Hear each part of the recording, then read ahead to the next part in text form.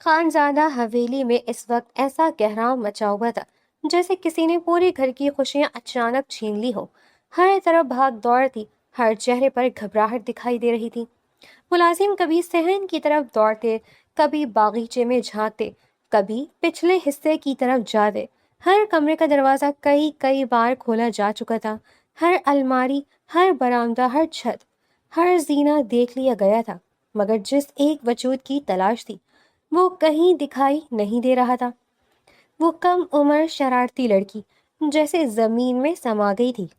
Be جان بار بار اپنی تسبیح کے دانے گھما رہی تھی، لوگ مسلسل دعا کر رہے تھے، آنکھوں میں فکر صاف دکھائی دے رہی تھی۔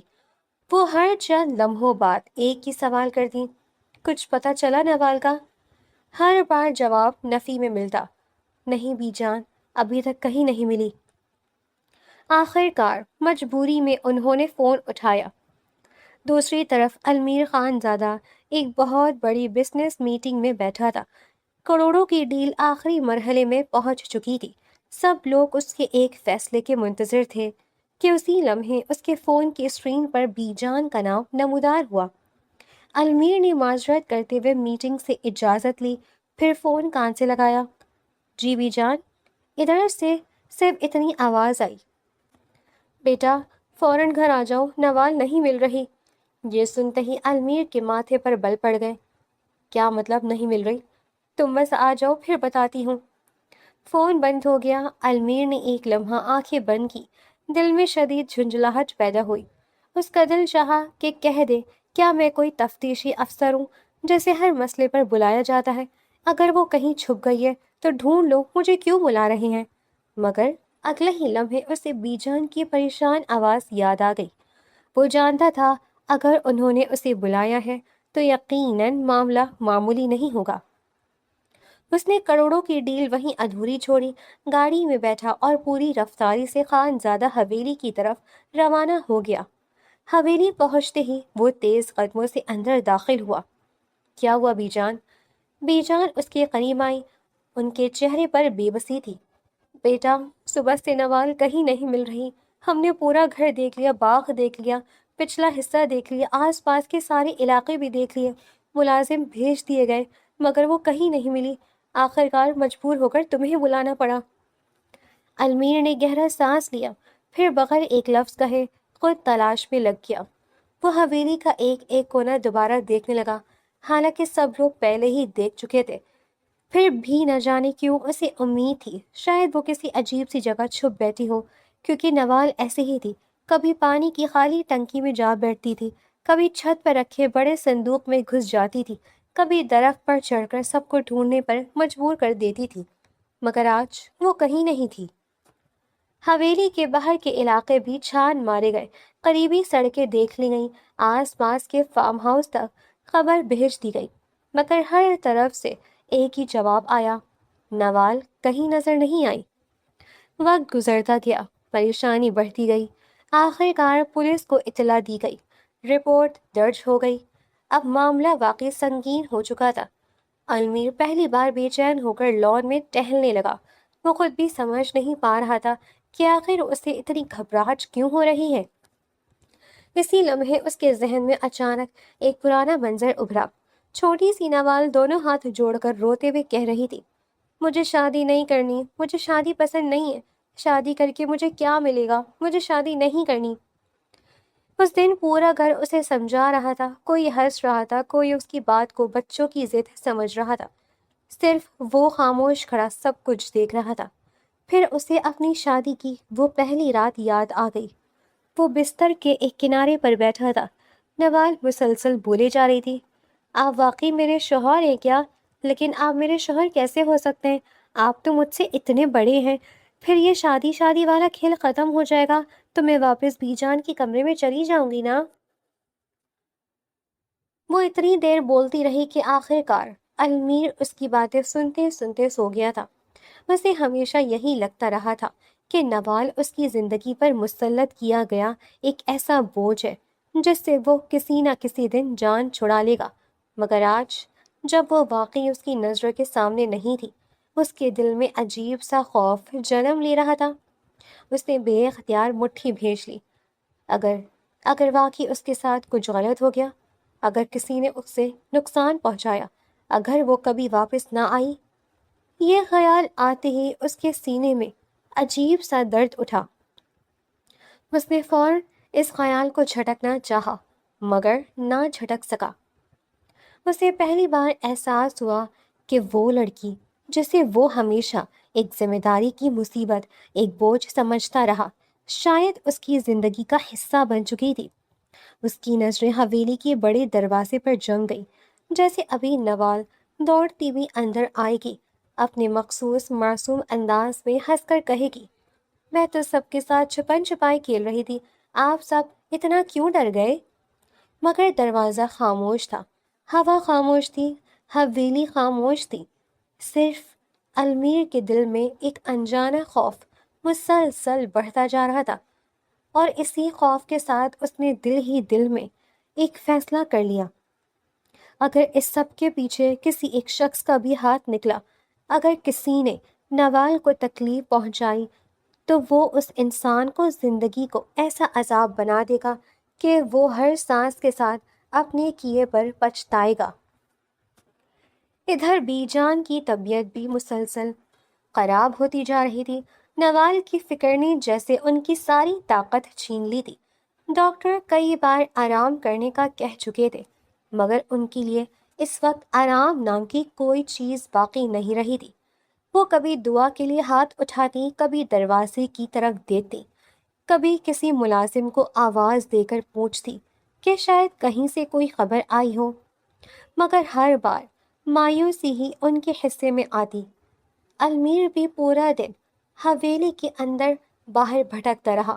آخر کار جب ہر طرف سے نا امیدی ملی تو وہ شدید تھکن کے ساتھ اپنے کمرے میں آیا۔ وہ بستر پر بیٹھا تو ضرور، مگر نیند اس کی آنکھوں سے کوسوں دور تھی۔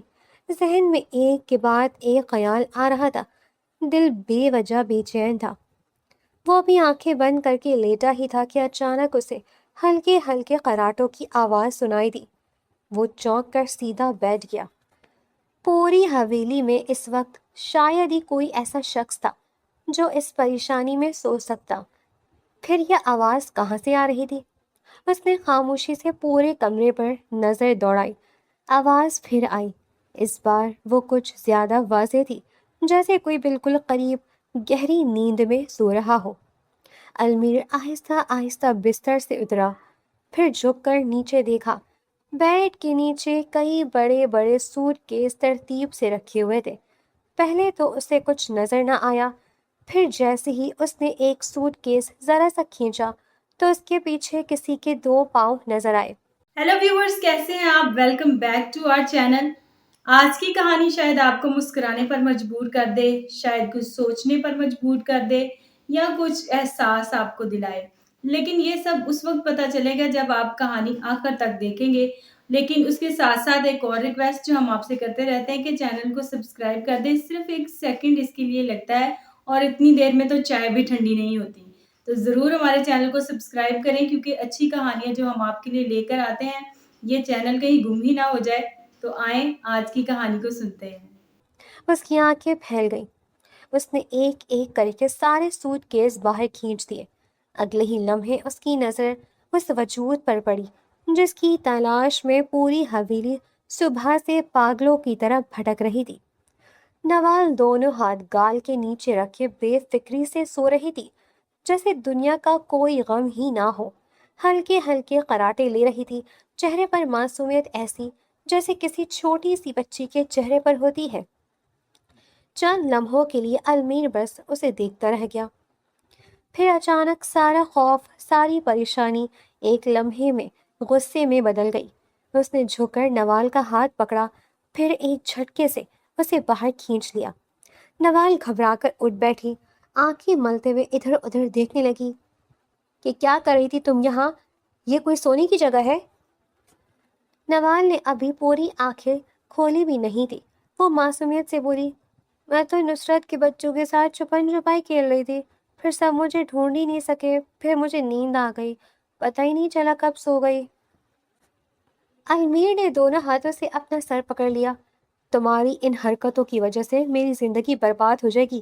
پہلے ہی تم میری زندگی میں آئی ہو، پھر ایک کے بعد ایک مسئلہ کھڑا ہوتا جا رہا ہے. تمہیں اندازہ بھی ہے پوری حویلی تمہیں ڈھونڈتے ڈھونڈتے پاگل ہو چکی ہے. پولیس رپورٹ درج ہو چکی ہے، سب لوگ پریشان ہیں، بی جان کی طبیعت خراب ہو گئی ہے. نوال نے حیرانی سے آنکھیں بڑی کر لیں. اچھا، آپ لوگوں کو لگا میں کہیں چلی گئی ہوں؟ یہ کہتے ہوئے وہ اپنی مخصوص بے فکر ہنسی ہنس دی. وہی معصوم ہنسی، وہی لاپرواہ انداز، وہی شرارت. مگر اس لمحے وہ ہنسی المیر کے غصے کو مزید بھڑکا گئی. اس کے اندر جمع سارا خوف ایک ہی لمحے میں پھٹ پڑا. اس کا ہاتھ بے اختیار اٹھا. اگلے ہی لمحے ایک زوردار تھپڑ نوال کے نرم نازک گال پر پڑا، اتنا شدید کہ نوال اپنا توازن برقرار نہ رکھ سکی اور زمین پر جا گری. کمرے میں ایک لمحے کے لیے مکمل خاموشی چھا گئی. نوال نے حیرت سے اپنا گال پکڑ لیا. اس کی آنکھوں میں فوراً آنسو بھر آئے. شاید زندگی میں پہلی بار کسی نے اسے اس شدت سے مارا تھا. المیر نے ایک لمحہ اس کی طرف دیکھا، مگر اگلے ہی لمحے پلٹا، چابی اٹھائی، تیزی سے کمرے سے باہر نکل گیا، کیونکہ اسے فوراً پولیس اسٹیشن جا کر اغوا کی رپورٹ منسوخ کروانی تھی، ورنہ معاملہ مزید سنگین ہو جاتا. نیچے ہال میں بی جان بے چینی سے ٹہل رہی تھی. انہوں نے المیر کو تیزی سے باہر جاتے دیکھا تو گھبرا کر بولی، کیا ہوا، کہاں جا رہے ہو؟ المیر نے جلدی سے جواب دیا، اوپر کمرے میں سو رہی تھی آپ کی نوال، پولیس رپورٹ کینسل کروانے جا رہا ہوں، ورنہ بعد میں اس کا بھی جواب دینا پڑے گا. یہ کہہ کر وہ بغیر رکے باہر نکل گیا.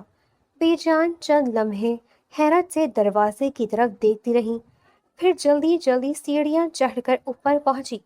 جیسے ہی کمرے میں داخل ہوئیں ان کے قدم وہیں رک گئے. نوال زمین پر بیٹھی دونوں گھٹنوں کے گرد بازو لپیٹے بچوں کی طرح سسکیاں لے رہی تھی. اس کے گورے نرم گال پر 5 انگلیوں کا سرخ نشان صاف دکھائی دے رہا تھا. بی جان کا دل ایک لمحے میں پگھل گیا. وہ فوراً اس کے قریب بیٹھ گئی. ارے میری بچی، یہ کیا ہوا؟ نوال نے روتے ہوئے ان کی طرف دیکھا، پھر بچوں کی طرح ان کی گلے لگ گئی. انہوں نے مجھے مارا بی جان، میں نے تو کچھ بھی نہیں کیا تھا، میں تو بس سو گئی تھی. بی جان نے اس کے بالوں پر ہاتھ پھیرا، مگر اس وقت ان کے چہرے پر ممتا سے زیادہ غصہ تھا. وہ جانتی تھی نوال نے بہت بڑی بیوقوفی کی تھی، پورا گھر پریشان کر دیا تھا، مگر یہ بھی جانتی تھی کہ وہ دل کی صاف ایک معصوم بچی تھی جسے اپنے عمل کے نتائج کا اندازہ ہی نہیں ہوتا. انہوں نے ایک بار پھر اس کے گال پر پڑا سرخ نشان دیکھا. ان کی آنکھوں میں سختی اتر آئی. اس پوری حویلی میں اگر کسی کی حکومت چلتی تھی تو وہ صرف بی جان کی تھی. نوال کی حرکت پر انہیں افسوس ضرور تھا، مگر المیر کے ہاتھ اٹھانے پر انہیں شدید غصہ آ چکا تھا. انہوں نے دل ہی دل میں ایک فیصلہ کر لیا. اب المیر کو بھی یہ احساس دلانا ضروری تھا کہ غلطی چاہے کتنی ہی بڑی کیوں نہ ہو، کسی معصوم پر ہاتھ اٹھانا ہرگز درست نہیں ہوتا. نوال دراصل المیر کی چچزاد تھی، مگر صرف رشتے کی کزن نہیں تھی. اس خانزادہ خاندان کی آدھی جائیداد بھی اسی کے نام تھی. دادا جان نے اپنی زندگی میں ہی تمام جائیداد برابر تقسیم کر دی تھی. پھر انہیں ایک ہی فکر کھائی جا رہی تھی کہ اگر کل کو نوال کی شادی خاندان سے باہر ہوئی تو اتنی بڑی جائیداد بھی باہر چلی جائے گی. اسی خوف نے ایک ایسا فیصلہ کروا دیا جس نے 2 زندگیاں باندھ تو دیں، مگر ایک دوسرے کے دل نہ جوڑ سکا. دونوں کی کم عمری میں ہی نکاح کروا دیا گیا تاکہ جائیداد بھی خاندان میں رہے، خاندان کا نام بھی محفوظ رہے. نوال کے ماں باپ پہلے ہی اس دنیا سے جا چکے تھے. المیر کے والدین بھی برسوں پہلے انتقال کر چکے تھے. اسی لیے بی جان دونوں کو اپنی اولاد سے بڑھ کر چاہتی تھی. ان کے نزدیک دونوں برابر تھے. ایک بھی زخمی ہوتا تو درد انہیں ہوتا.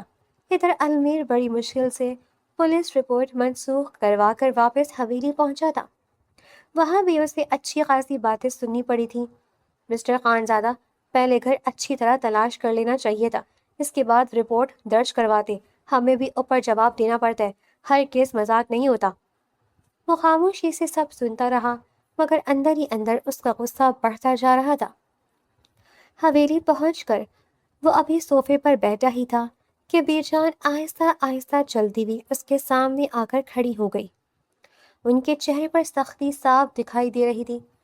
جو حرکت تم کر کے آئے ہو وہ کسی مرد کے کرنے والا کام نہیں تھا۔ المیر نے گردن اٹھا کر انہیں دیکھا، پھر دل ہی دل میں کڑوا سا خیال آیا، اگر مردوں والے کام میں نے شادی کی پہلی رات ہی کر لیے ہوتے تو آج تک اس کی ساری شرارتیں ختم ہو چکی ہوتی۔ شاید اس کے چہرے کے بدلتے تاثرات نے بی جان کو اس کے دل کی بات سمجھا دی۔ انہوں نے غصے سے کہا، بے شرم آدمی، کس قسم کی سوچ رکھ رہے ہو تم؟ المیر نے بھی پہلی بار لہجہ سخت کر لیا، میں وہی سوچ رہا ہوں جو حقیقت ہے۔ آخر کب تک اس کی حرکتیں برداشت کی جائیں گی؟ شادی ہو چکی ہے، اسے یہ تو سمجھائیں کہ شادی کا مطلب کیا ہوتا ہے، ذمہ داری کیا ہوتی ہے۔ ہر وقت بچوں کی طرح کھیلنا، چھپن چھپائی کرنا، درختوں پر چڑھ کر بیٹ کے نیچے سو جانا، آخر کب تک چلے گا؟ شاید جب اسے اپنے رشتے کی حقیقت سمجھ آئے گی تبھی اس کی عقل بھی ٹھکانے آئے گی۔ آپ میری بات کا مطلب اچھی طرح سمجھ رہی ہیں نا؟ میجان نے ایک لمحہ خاموش رہ کر اسے دیکھا۔ وہ جانتی تھی المیر کس طرف اشارہ کر رہا ہے، مگر وہ یہ بھی جانتی تھی کہ نوال ذہنی طور پر ابھی بھی ایک معصوم بچی تھی۔ انہوں نے گہرا سانس لیا۔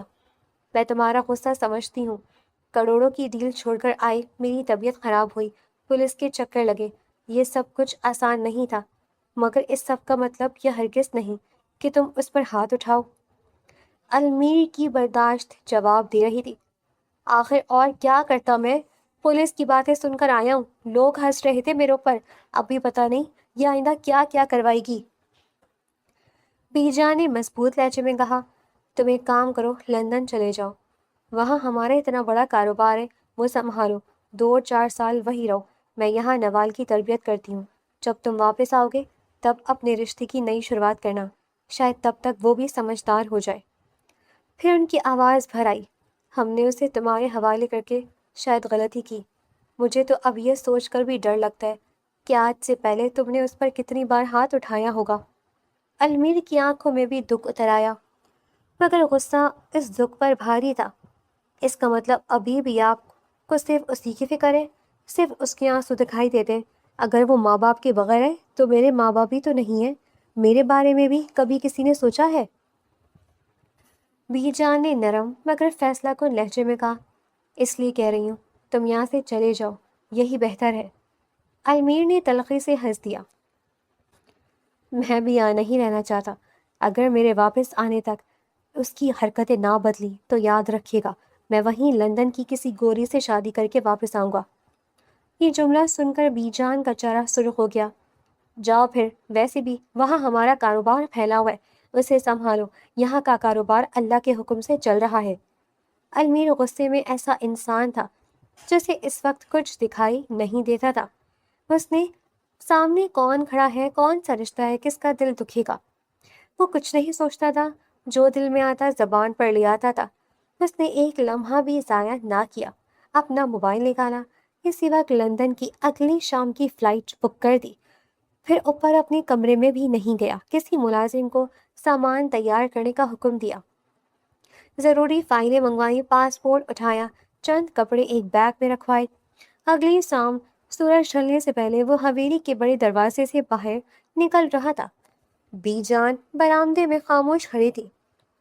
نوال اوپر کھڑکی کے پیچھے سے معصوم نظروں کے ساتھ اسے جاتے ہوئے دیکھ رہی تھی۔ اسے ابھی تک یہی سمجھ نہیں آ رہا تھا کہ آخر ایک تھپڑ کے بعد اتنا بڑا طوفان کیوں آ گیا تھا، جبکہ المیر نے ایک بار بھی پلٹ کر حویلی کی طرف نہیں دیکھا، جیسے اس نے دل ہی دل میں فیصلہ کر لیا ہو کہ اب واپسی صرف وقت کرے گا، وہ خود نہیں۔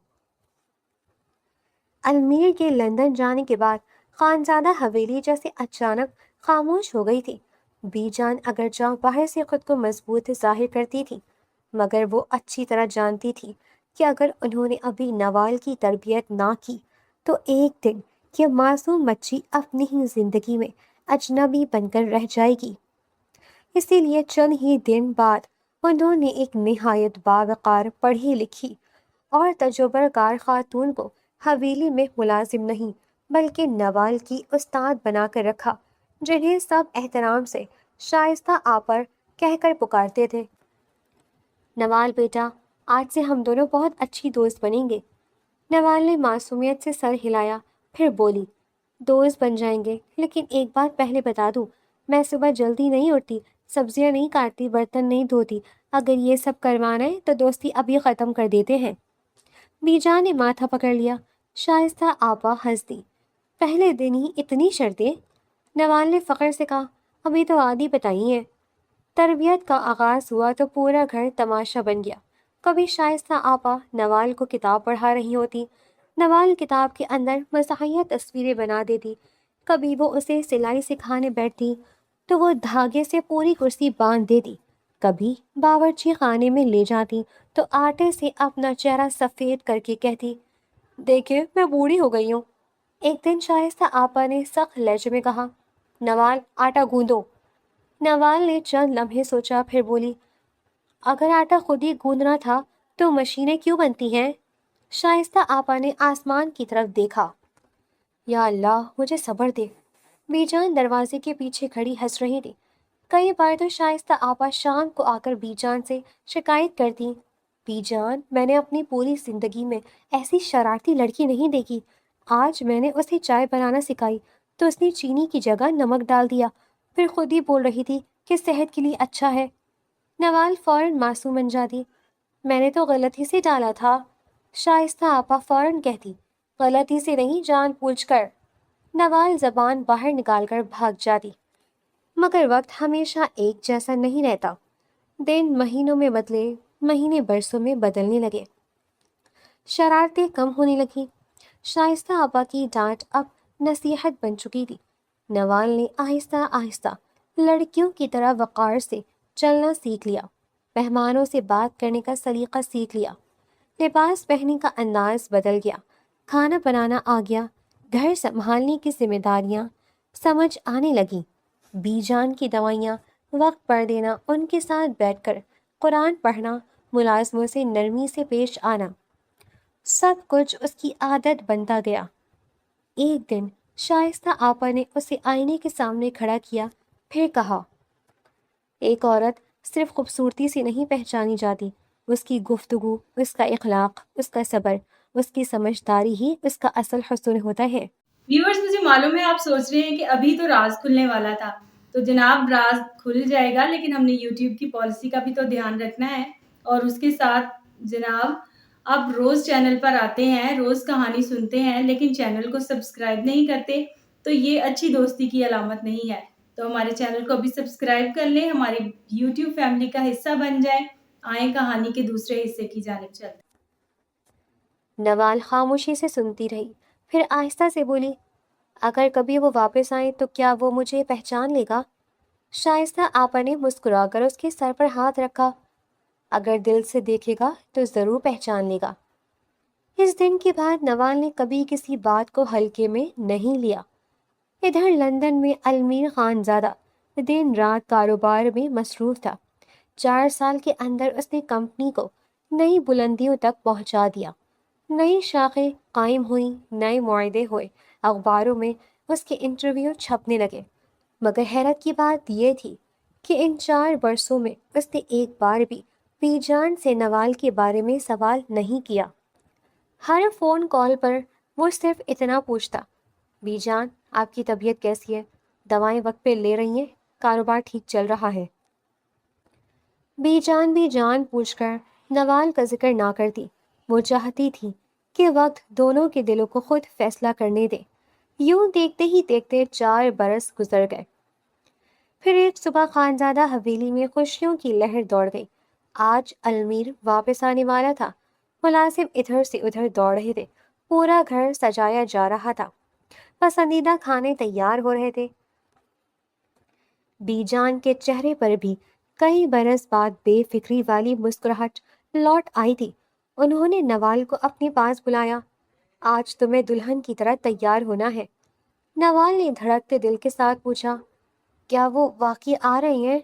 بی جان نے محبت سے اس کا چہرہ تھاما، ہاں بیٹا، آج تمہارے انتظار کے 4 سال پورے ہو رہے ہیں۔ چند گھنٹوں بعد نوال سرخ لباس میں سجی بیٹھی تھی، زیورات کی ہلکی سی چمک اس کے حسن کو مزید نکھار رہی تھی۔ لمبے بال خوبصورتی سے سنوارے گئے تھے، آنکھوں میں حیا تھی، چہرے پر وقار تھا۔ وہ شرارتی بچی کہیں پیچھے رہ گئی تھی، آج سامنے ایک باوقار حسین اور با اعتماد نوجوان عورت بیٹھی تھی۔ میرجان نے اسے المیر کے کمرے میں بٹھایا۔ یہیں بیٹھو، جب تک میں نہ بلاؤں باہر نہیں آنا۔ نوال نے خاموشی سے سر ہلا دیا۔ اسی دوران حویلی کے باہر گاڑی آ کر رکی۔ المیر خان زادہ 4 برس بعد اپنے گھر واپس آ چکا تھا۔ بی جان نے آگے بڑھ کر اسے گلے لگا لیا۔ آ گئے میرے بچے؟ المیر نے جھک کر ان کے ہاتھ چومے۔ آپ کو بہت یاد کیا بی جان۔ اس کے ہاتھوں میں تحفوں کے کئی ڈبے تھے۔ یہ سب آپ کے لیے ہیں، لندن سے خاص پسند کر کے لایا ہوں۔ بی جان بچوں کی طرح خوش ہو گئی۔ پھر دونوں کافی دیر تک بیٹھے باتیں کرتے رہے۔ المیر نے سکون سے کھانا کھایا، حویلی کے پرانے قصے سنے، ملازموں کا حال پوچھا، ہر ایک سے خوش اخلاقی سے ملا۔ کافی دیر بعد بی جان نے شرارت بھری مسکراہٹ کے ساتھ کہا، تم میرے لیے اتنے سارے تحفے لائے ہو، مگر میرے پاس بھی تمہارے لیے ایک تحفہ ہے۔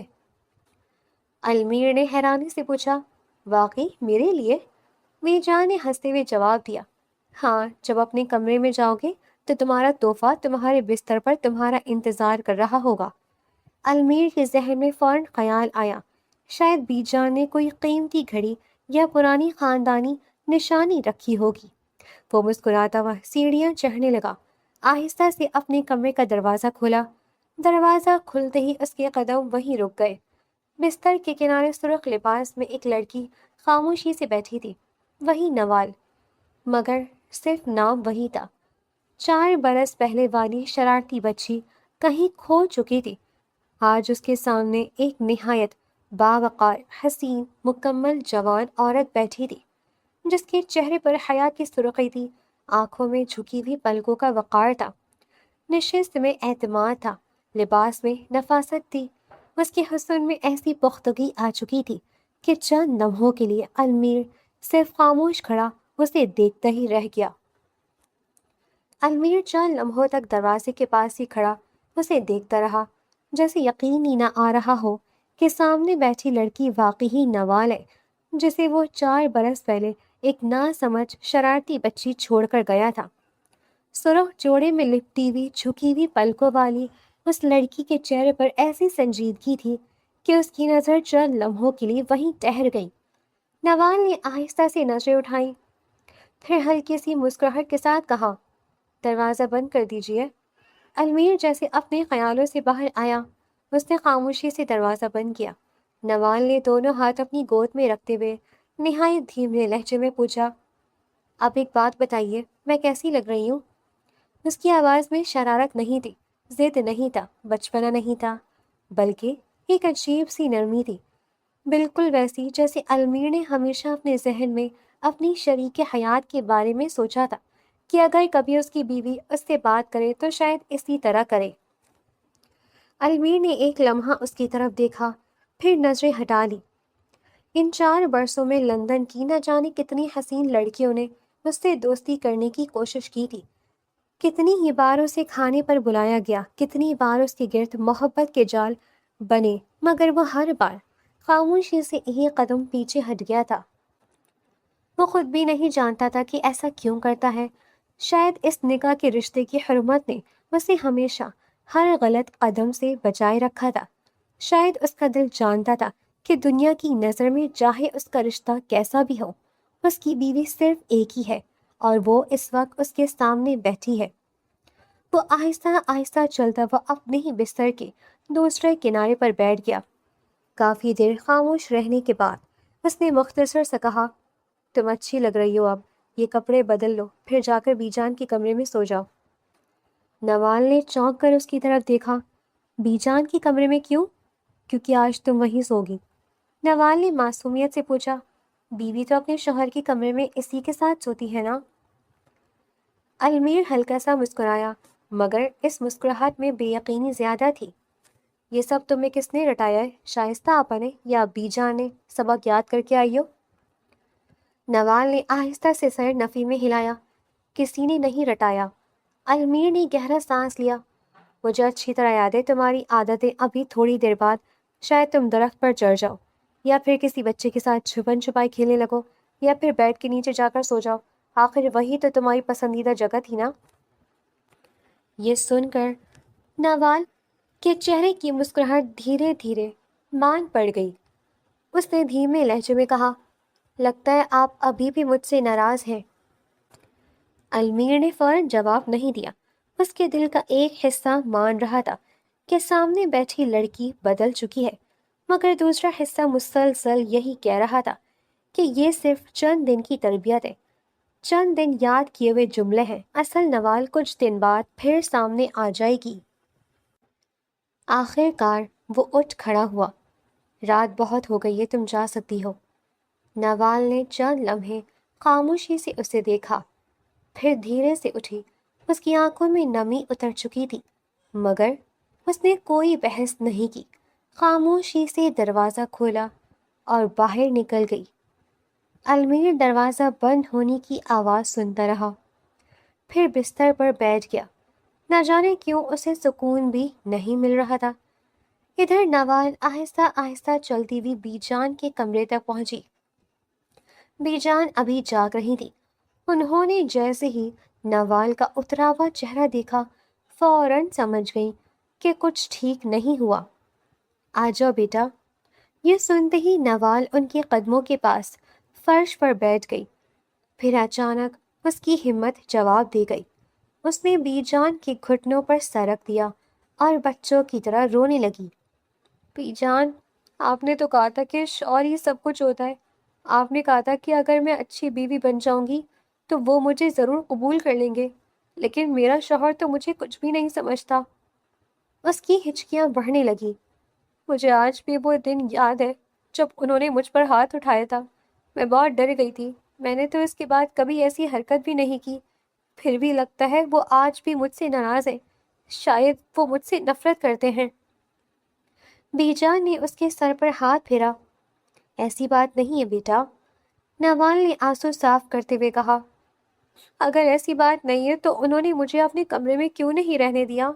میں نے تو صرف اتنا ہی کہا تھا کہ بیوی شوہر کے ساتھ رہتی ہے نا، مگر وہ مجھے دیکھتے ہی یہی سمجھتے رہے کہ میں پہلی والی نوال ہوں۔ شاید میں جتنی بھی بدل جاؤں، ان کی نظر میں کبھی نہیں بدل سکوں گی۔ یہ کہتے کہتے وہ پھر سے رونے لگی، جبکہ بی جان خاموشی سے اس کے سر پر ہاتھ پھیرتی رہیں۔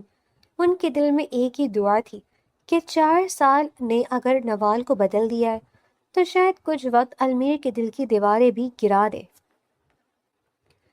بی جان نے اس رات نوال کو بہت دیر تک اپنے پاس بٹھائے رکھا، پھر اس کے آنسو صاف کرتے ہوئے نہایت محبت سے کہا، بیٹا، زندگی میں کچھ رشتے ایسے ہوتے ہیں جنہیں صرف محبت سے نہیں بلکہ صبر سے بھی جیتنا پڑتا ہے۔ تم نے 4 سال میں اپنے آپ کو بدل لیا ہے۔ اب ہمت ہارنے کا وقت نہیں آیا، بلکہ ان سب باتوں کو اپنی زندگی میں اتارنے کا وقت آیا ہے جو تم نے سیکھے ہیں۔ تم شکایت کرنے والی بیوی نہیں بنو گی، بلکہ ایسی بیوی بنو گی جس پر ایک دن اسے خود فخر ہوگا۔ نوال نے دھیرے سے پوچھا، اگر پھر بھی انہوں نے مجھے قبول نہ کیا تو؟ بیجا نے اس کا چہرہ اپنے ہاتھوں میں لے لیا۔ تم اپنا فرض نبھاؤ، باقی دل بدلنے والا اللہ ہے، انسان نہیں۔ نوال نے خاموشی سے سر ہلا دیا۔ اگلے ہی دن سے اس نے خود کو مکمل طور پر بدل دیا۔ اب وہ صبح سب سے پہلے اٹھتی، نماز پڑھتی، پورے گھر کا جائزہ لیتی، باورچی خانے میں جاتی، ملازموں کے ساتھ کھڑی ہو کر ہر چیز خود دیکھتی، کبھی نئے کھانے بنانا سیکھتی، کبھی پرانے ذائقے یاد کرتی، کبھی بی جان سے پوچھتی کہ المیر کو کون سی چیز سب سے زیادہ پسند ہے۔ ایک دن اس نے پورا دن صرف المیر کی پسندیدہ ڈش بنانے میں لگا دیا، بار بار ذائقہ چکھتی، بار بار مسالہ ٹھیک کرتی، بار بار پلیٹ سجاتی۔ شام کو کھانا میز پر لگا تو المیر حسب معمول آ کر بیٹھ گیا۔ اس نے پہلا نوالہ کھایا، پھر دوسرا، پھر چند لمحے خاموش رہا، آخر کار بے اختیار بول اٹھا، آج کھانا واقعی بہت مزیدار بنا ہے، کیا ہمارے کک کو بدل دیا گیا ہے؟ بیجا نے جان پوچھ کر مسکراہٹ چھپاتے ہوئے کہا، نہیں، کک نہیں بدلا۔ المیر نے حیرانی سے پوچھا، پھر آج یہ کھانا کس نے بنایا ہے؟ بی جان نے فخر سے نوال کی طرف دیکھا۔ تمہاری بیوی نے۔ المیر کا ہاتھ وہیں رک گیا۔ اس نے پہلی بار سر اٹھا کر نوال کی طرف دیکھا۔ چند لمحوں تک خاموشی رہی، پھر بغیر کچھ کہے پلیٹ ایک طرف سرکا دی۔ میرا کھانا ختم ہو گیا، یہ کہہ کر وہ اڑ گیا۔ نوال کے چہرے پر آئی ہلکی سی خوشی ایک ہی لمحے میں بجھ گئی۔ بی جان نے فوراً اس کا ہاتھ تھام لیا۔ دل چھوٹا نہیں کرتے، نوال نے زبردستی مسکرا کر کہا۔ میں نے دل چھوٹا نہیں کیا، مگر اس کی آنکھیں اس کی بات کا ساتھ نہیں دے رہی تھیں۔ اس کے بعد بھی اس نے کوششیں چھوڑی نہیں۔ وہ ہر روز نہایت نفاست سے تیار ہوتی، سادہ مگر خوبصورت لباس پہنتی، بال اسی انداز سے بناتی جس طرح بی جان نے بتایا تھا کہ المیر کو پسند ہے، ہلکی سی خوشبو لگاتی، سادہ سی چوڑیاں پہنتی۔ جب بھی المیر دفتر سے واپس آتا، وہ پانی کا گلاس خود لا کر دیتی، خاموشی سے پوچھتی، دن کیسا گزرا؟ المیر مختصر سا جواب دیتا، ٹھیک، پھر اپنے کمرے میں چلا جاتا۔ نوال کبھی اس کے پیچھے نہیں گئی۔ اس رات کے بعد اس نے دوبارہ اس کمرے کا دروازہ بھی نہیں کھٹکھٹایا۔ اسے ڈر تھا کہ کہیں ایک بار پھر وہی جملہ نہ سننے کو مل جائے، تم یہاں سے جا سکتی ہو۔ یہ چند الفاظ بھی اس کے دل میں کہیں چبھتے تھے۔ بی جان سب کچھ دیکھ رہی تھی، وہ سمجھ چکی تھی کہ نوال اپنی طرف سے کوئی کمی نہیں چھوڑ رہی، مگر المیر کے دل کے گرد ابھی بھی پرانی یادوں کی دیوار کھڑی ہے۔ کئی دن سوچنے کے بعد ایک صبح ناشتے کی میز پر انہوں نے اچانک اعلان کیا، میں نے عمرے پر جانے کا فیصلہ کیا ہے۔ المیر نے خوشی سے کہا، یہ تو بہت اچھی بات ہے بی جان، آپ کو بہت پہلے چلے جانا چاہیے تھا۔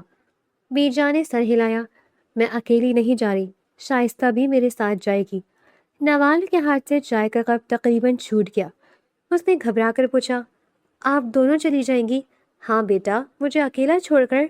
بی جان نے نرمی سے کہا، کچھ دن کی ہی تو بات ہے۔ نوال کی آواز میں بچوں جیسی بے بسی آ گئی۔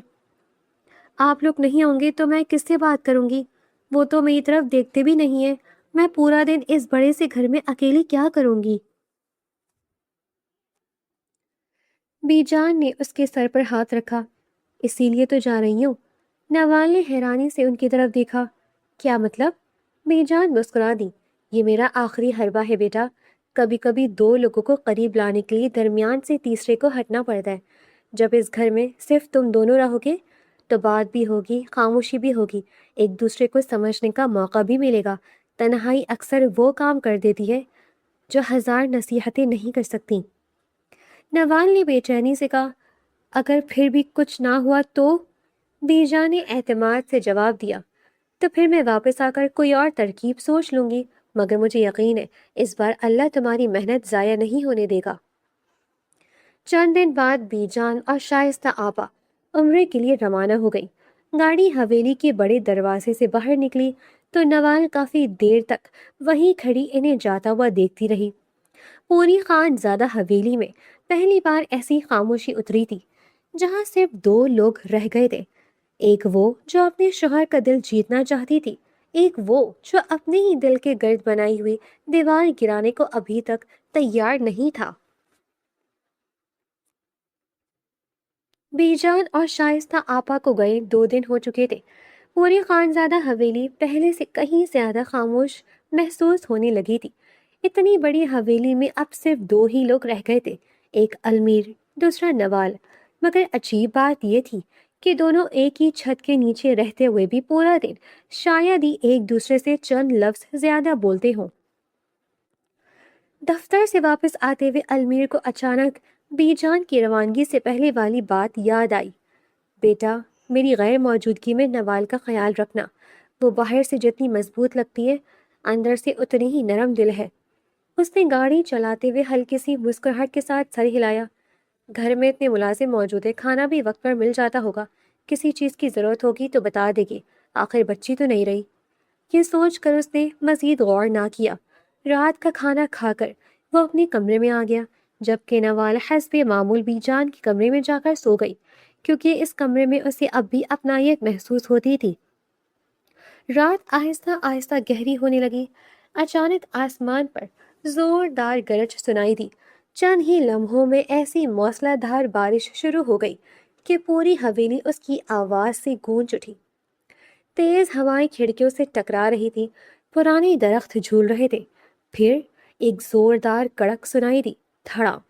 صحن میں لگا برسوں پرانا درخت جڑ سمیت ٹوٹ کر زمین پر آ گرا۔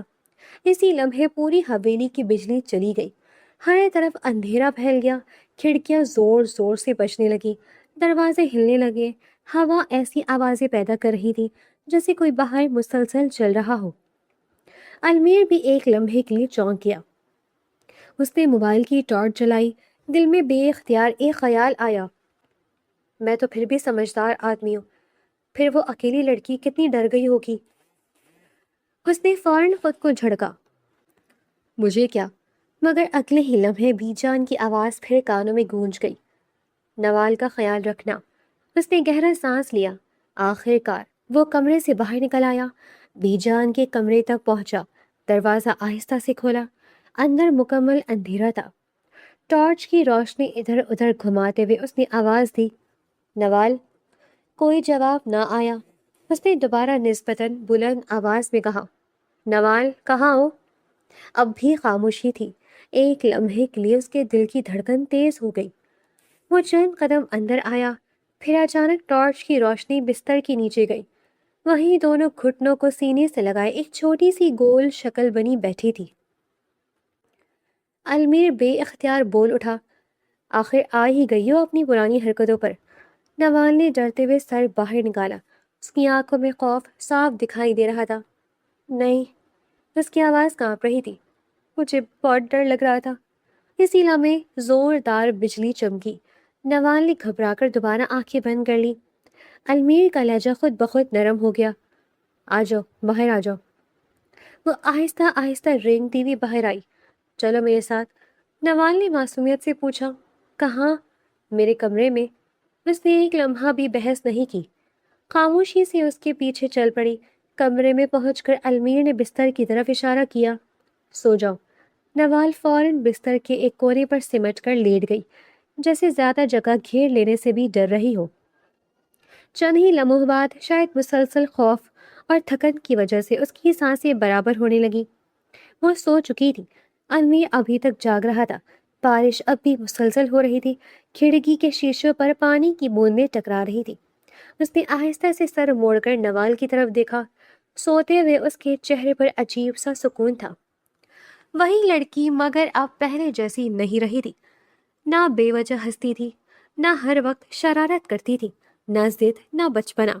4 برسوں نے واقعی اسے بدل دیا تھا۔ المیر کے ذہن میں ایک سوال ابھرا، یہ میری بیوی ہے؟ پھر فوراً دوسرا خیال آیا، مگر یہ رشتہ تو میری مرضی سے نہیں ہوا تھا، یہ تو مجھ پر مسلط کیا گیا تھا، یہ میری پسند کہاں تھی؟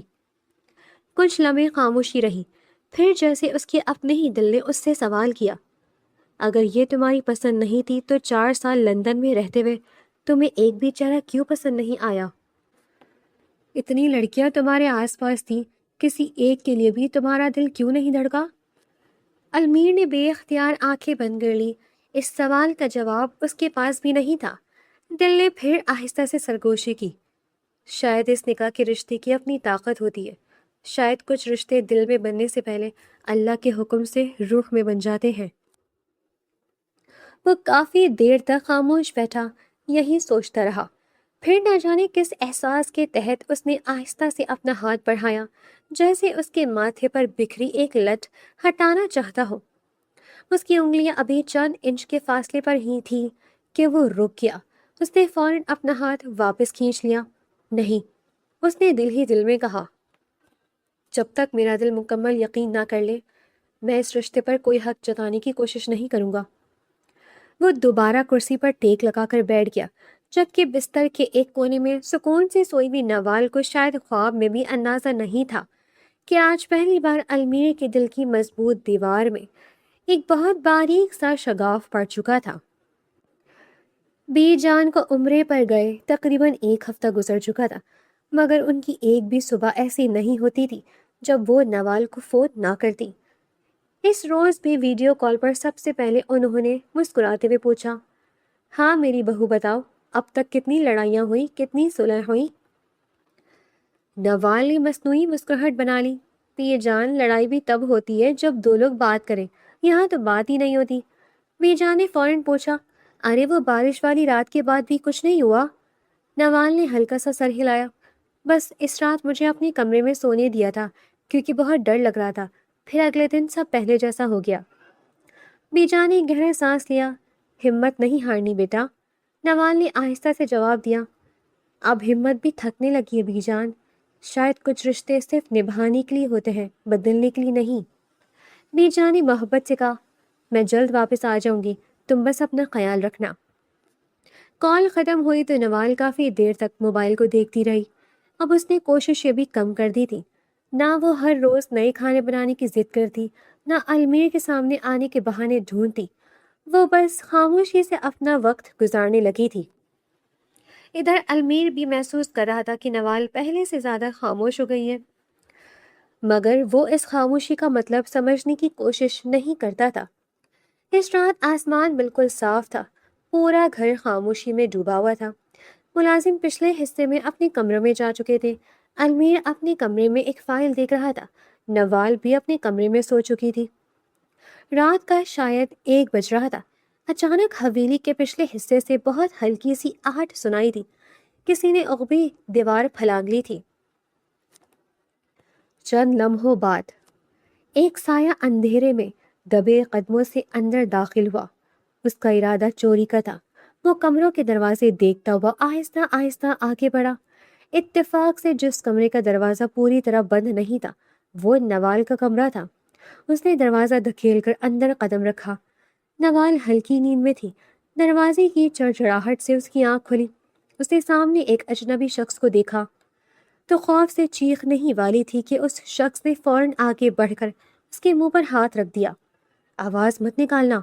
نوال پوری قوت سے خود کو چھڑانے کی کوشش کرنے لگی، اس کی کلائی اس کی گرفت میں تڑپ رہی تھی، آنکھوں سے آنسو بہنے لگے۔ اسی کشمکش میں میز پر رکھا ایک لیمپ زمین پر گر کر ٹوٹ گیا، زوردار آواز پورے حصے میں گونج اٹھی۔ المیر ایک جھٹکے سے کھڑا ہو گیا، وہ دوڑتا ہوا نوال کے کمرے کی طرف آیا۔ دروازہ کھولتے ہی اس کے قدم رک گئے۔ سامنے وہ شخص نوال کو اپنی گرفت میں لیے کھڑا تھا، اس کا ایک ہاتھ نوال کے منہ پر تھا، دوسرے ہاتھ میں ایک دھاری دار چاقو چمک رہا تھا۔ اس نے سخت لہجے میں کہا، وہیں رک جاؤ، مجھے باہر جانے دو ورنہ اسے نقصان پہنچا دوں گا۔ المیر کی نظریں صرف نوال پر تھی، اس کی آنکھوں میں خوف تھا، مدد کی بے آواز فریاد تھی۔ المیر نے نہایت پرسکون لہجے میں کہا، تمہیں جو چاہیے لے جاؤ مگر اسے چھوڑ دو۔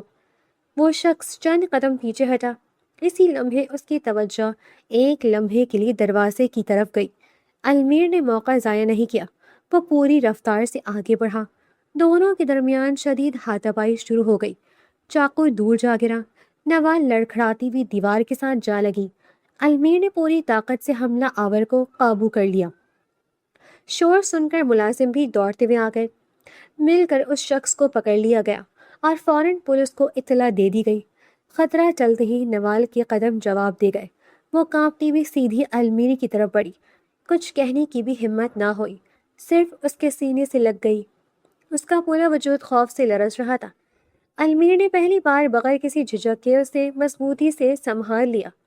اب کچھ نہیں ہوگا، اس نے دھیرے سے کہا، میں یہاں ہوں۔ یہ الفاظ سنتے ہی نوال کی بندھی ہوئی ہمت ٹوٹ گئی، اس کی آنکھیں بند ہوئیں، وہ بے ہوش ہو گئی۔ المیر نے ایک لمحہ بھی ضائع نہیں کیا، اسے اپنی باہوں میں اٹھایا اور سیدھا ہسپتال لے گیا۔ ڈاکٹروں نے معائنہ کرنے کے بعد اطمینان دلایا، گھبرانے کی ضرورت نہیں، شدید خوف کی وجہ سے بے ہوش ہوئی ہے، آرام کریں گی تو طبیعت سنبھل جائے گی۔ چند گھنٹوں بعد انہیں گھر واپس آنے کی اجازت مل گئی۔ رات بہت گزر چکی تھی، المیر نے اسے دوبارہ اکیلے کمرے میں بھیجنے کے بجائے اپنے کمرے میں آرام کرنے دیا تاکہ وہ خود کو محفوظ محسوس کر سکے۔ نوال ابھی بھی خوف کے اثر میں تھی، نیند میں بھی چونک جاتی۔ ایک بار اس نے بے اختیار المیر کی آستین مضبوطی سے پکڑ لی۔ المیر نے آہستہ سے کہا، ڈرو نہیں، سب ٹھیک ہے۔ اس کے بعد وہ نسبتاً پرسکون ہو گئی اور اسی اطمینان کے ساتھ سو گئی۔ المیر پوری رات نہیں سو سکا۔ وہ کرسی پر بیٹھا اسے دیکھتا رہا۔ اس کے ذہن میں ایک ہی خیال بار بار آ رہا تھا، اگر آج وہ چند لمحے دیر سے پہنچتا تو۔ اس نے فوراً اس خیال کو وہیں روک دیا۔ صبح کی پہلی روشنی کمرے میں پھیلی تو نوال سکون سے سو رہی تھی۔ المیر نے پہلی بار محسوس کیا کہ اب اس کے دل میں صرف ذمہ داری نہیں رہی، کچھ اور بھی جاگ چکا تھا۔ وہ اس سے دور رہنے کی کوشش کرتا تو دل بے چین ہو جاتا، قریب آنے کا سوچتا تو اپنے ہی رویے پر شرمندگی محسوس ہوتی۔ اسے یوں لگا جیسے 4 سال سے بند ایک دروازہ آخر کار کھلنا شروع ہو گیا ہے، مگر اس کے قدم ابھی بھی اس دہلیز کو پار کرنے کی ہمت جمع کر رہے تھے۔ اس واقعے کے بعد کئی دن خاموشی میں گزر گئے، مگر ایک قرض ضرور آ گیا تھا۔ المیر اب غیر محسوس انداز میں ہر وقت نوال کا خیال رکھنے لگا تھا۔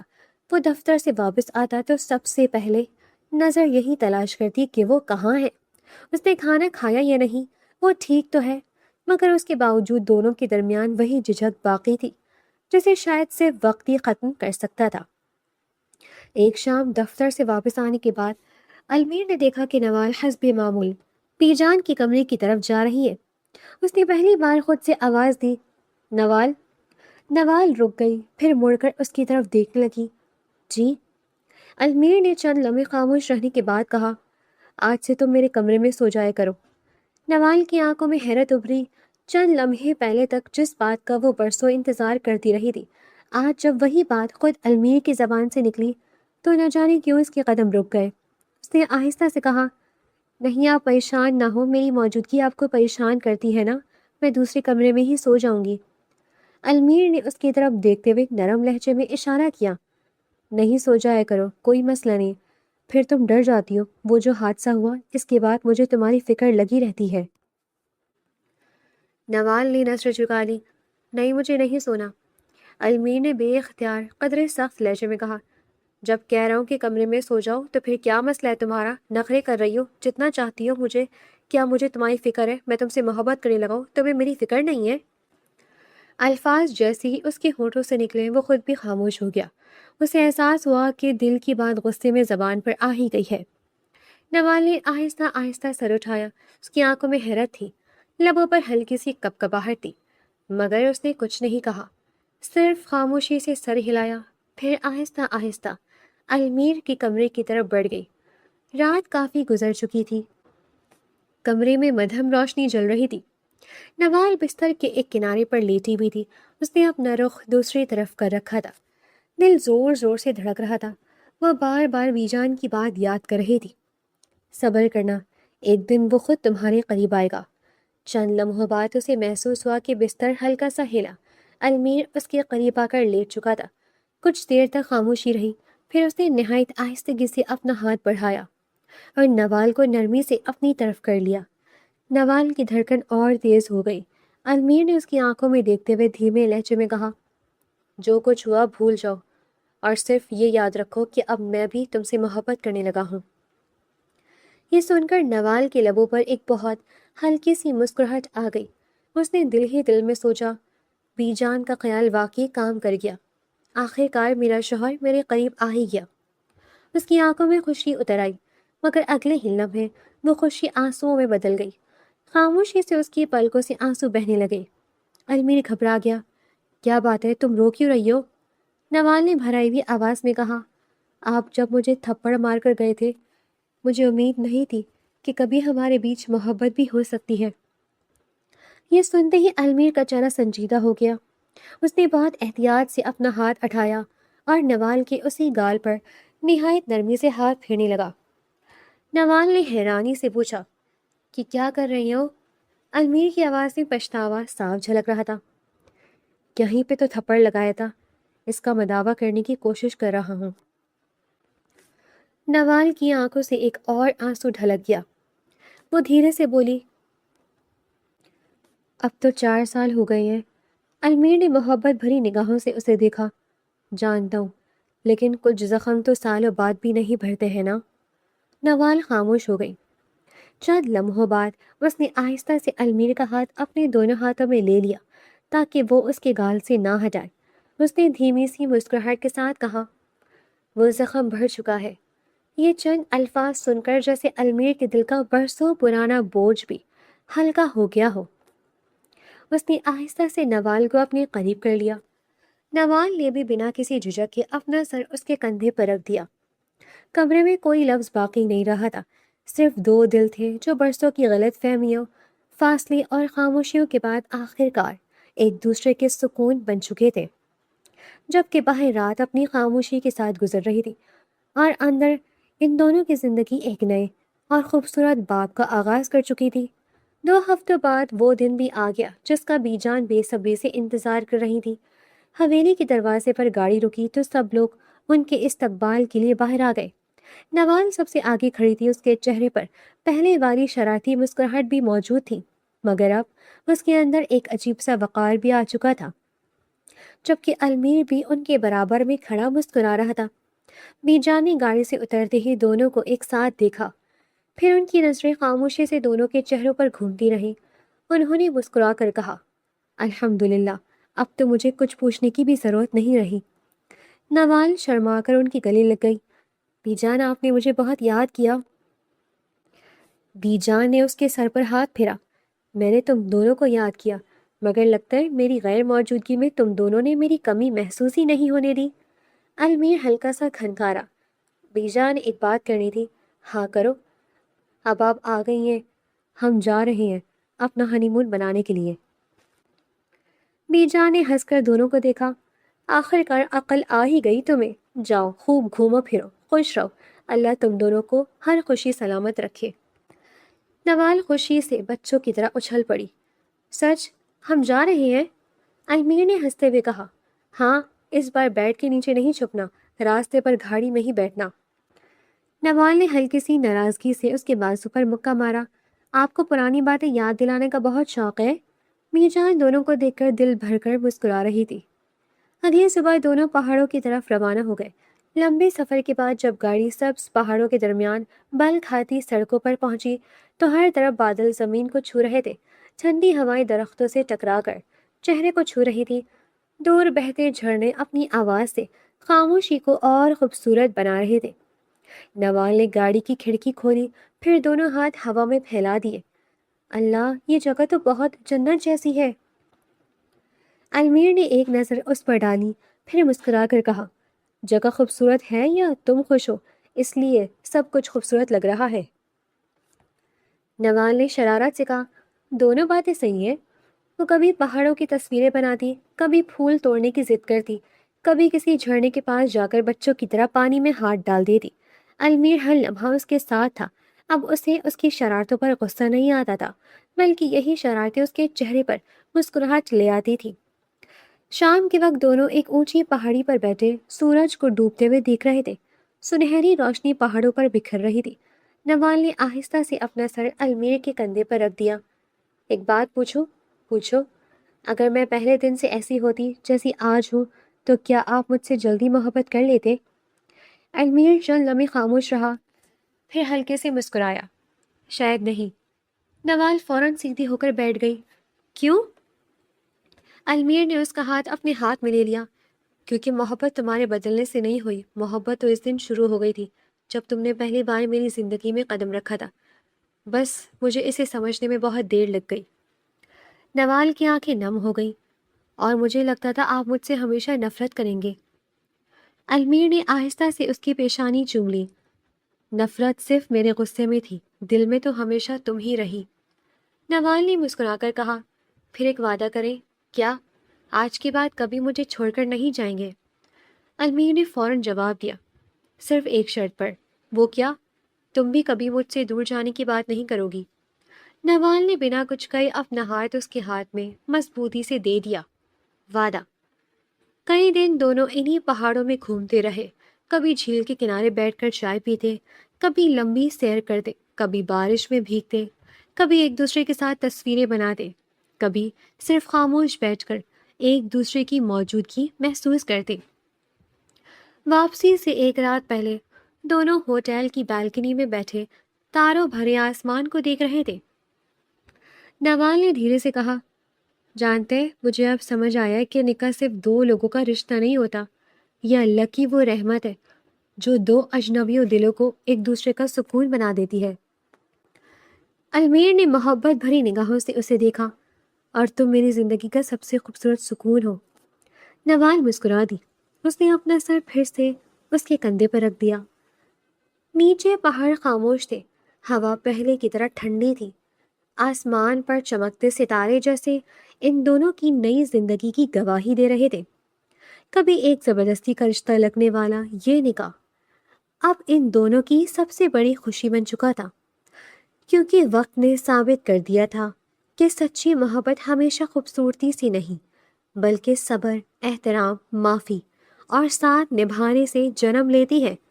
और जब दो दिल एक दूसरे को दिल से कबूल कर लेते हैं, तो फिर हर रास्ता, हर मौसम, हर सफ़र जिंदगी की सबसे हसीन मंजिल बन जाता है। तो दोस्तों, आज की कहानी यहीं पर इख्तिताम पज़ीर होती है।